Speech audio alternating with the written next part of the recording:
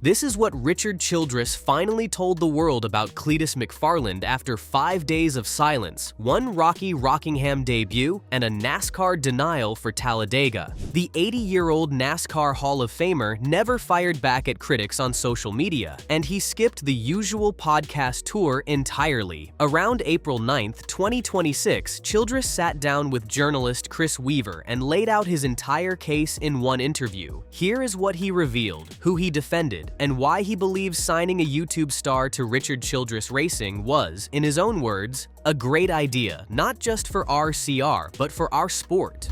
Before Chris Weaver ever turned on his camera, Childress had been remarkably quiet on the entire Cleetus McFarland situation. The March 4, 2026 announcement from RCR contained no direct Childress quote, and when Kyle Busch, Denny Hamlin, Brad Keselowski, and Kyle Petty piled on with criticism, the team owner offered nothing publicly. Rockingham came and went with a 32nd place finish and 4 spins, still silence. NASCAR officially denied McFarland Talladega approval on April 7th, and that too passed without a word, which meant the Weaver interview landed like a dam breaking. Childress opened by crediting his grandson Ty Dillon for bringing the whole concept to him, and his exact words were, quote, "You know Ty Dillon, when he came to me and he talked about it, I said, what a great idea, not just for RCR but for our sport. Here Cleetus, which is Garrett Mitchell, has close to 5 million followers, and if we can get 10% of those new fans coming to races and looking at the racetrack because of Cleetus, and I know he brought people to Rockingham, brought people watching the race."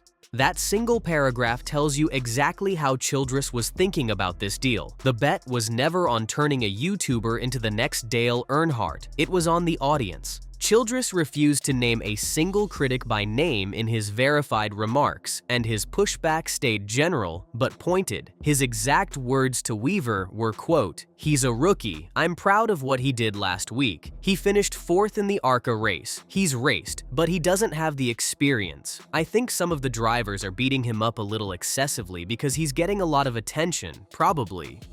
The result was a reframe of the noise itself as a net positive, quote, "That's for sure. You worry when they don't talk about you. But Cleetus did a great job."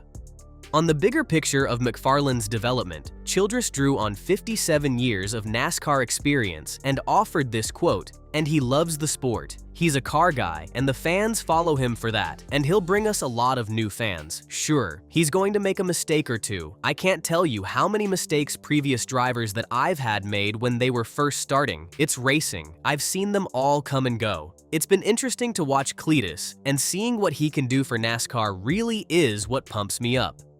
To understand what Childress was actually pushing back against, you have to hear the criticism itself.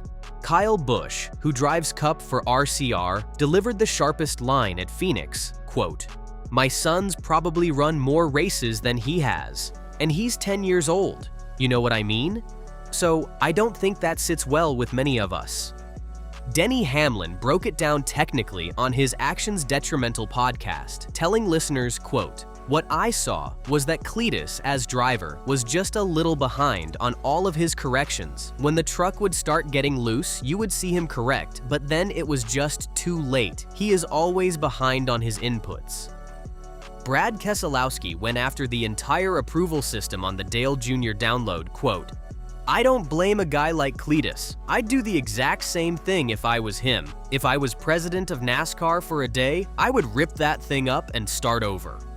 Which brings us to Kyle Petty, who was the harshest of them all on NASCAR's YouTube post-race show, quote, "Don't come here if all you are is an internet sensation because you've got no place on a racetrack with those guys."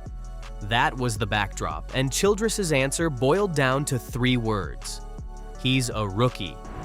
The deal itself dropped on March 4, 2026, a 2-year contract for at least 3 races per season in the number 33 Tommy's Express Car Wash Chevrolet Camaro. Tommy's Express operates more than 270 locations across 37 states, and their CEO Alex Lemon called the pairing a dream team. RCR Vice President Danny Lawrence gave the inside story of how Childress reacted in a team meeting, quote, "Richard understands the reach of social media. He's on TikTok and he looks at Instagram. He looks at all this stuff. I'm sure he was aware of Cleetus because it was a big deal when he ran those ARCA races. Then Ty befriends him, brings this idea to Richard, and we have a team meeting and he told us, "This cat has followers everywhere."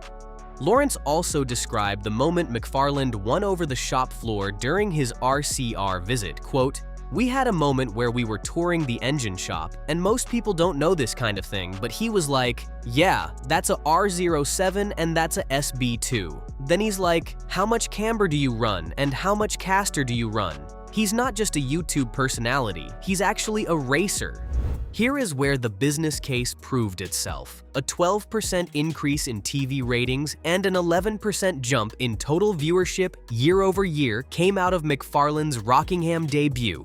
Childress placed a bet on audience, and the audience showed up to collect. To understand why Childress trusts his gut on a move like this, you have to know who he is. Born in Winston-Salem, North Carolina, on September 21, 1945, Richard Childress grew up selling peanuts at Bowman Gray Stadium. $20 bought him his first race car, a 1947 Plymouth taxicab, split with a friend who lost a coin flip to see who would drive first. As a driver himself, Childress ran 285 Cup races with 0 wins before retiring in 1981 and hiring a young Dale Earnhardt, and that partnership eventually produced 6 Cup championships and 67 victories. When Earnhardt was killed on the last lap of the 2001 Daytona 500, Childress nearly left the sport entirely. What stopped him was a promise from a hunting trip in New Mexico, where both men nearly died on a mountainside, and Earnhardt told him, quote, "If it ever happens to me, you better race." The total RCR haul now stands at 17 championships across NASCAR's National Series, more than 200 wins, and 3 Daytona 500 victories. Childress entered the NASCAR Hall of Fame in 2017. This is a man who has watched every kind of driver come and go, which is exactly what he told Chris Weaver. Richard Childress had every reason to come out swinging.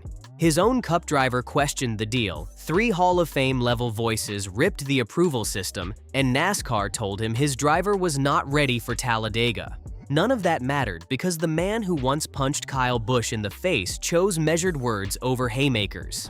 His argument came down to 3 pillars. McFarland brings new fans the sport needs, every rookie earns their stripes through mistakes, and Ty Dillon's instinct was right.